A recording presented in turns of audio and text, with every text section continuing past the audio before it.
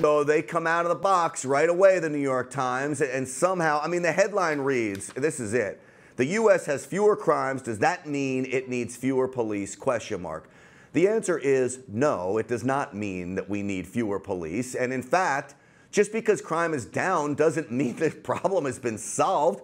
The ultimate goal should be wiping out crime altogether. Now, we know that will never happen, but it doesn't mean that that shouldn't be the goal. Why do we lay back as we start to decrease things?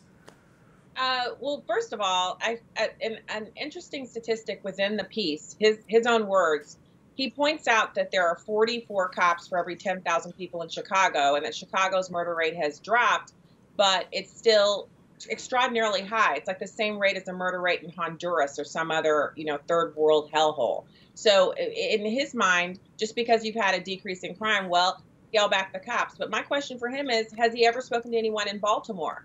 The people of Baltimore are now recanting their Black Lives Matter ways and starting to ask the police to come back into their neighborhoods, come back, increase the patrols. We have an uptick in crime.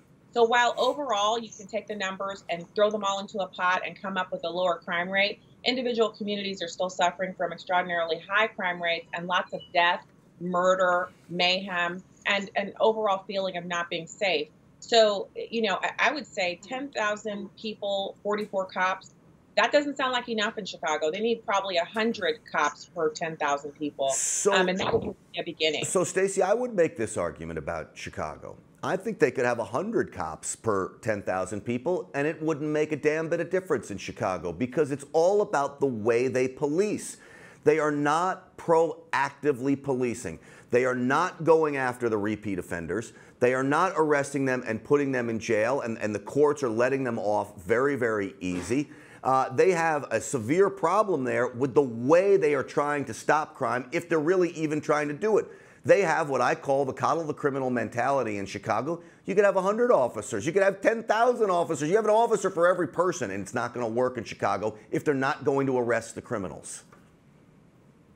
Okay, so I don't know what I know their policing methodology is not what I would consider to be the best. They don't use the Rudy Giuliani method. They don't have a lot of the advanced policing activities going on there that they have in New York, which coincidentally has a much higher population but a lower crime rate than Chicago. And I would agree with you that there are a number of other areas that we could focus our attention on, which is why this piece is so problematic.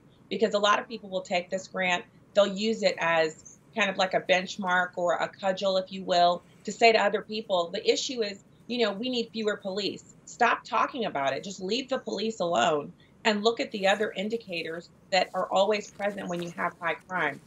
The police aren't even a factor here. Not that we don't need them. We probably do need more police in Chicago, and certainly in St. Louis City, they just passed a tax to bring on more police. But we're talking about the wrong thing. This article is about the wrong thing.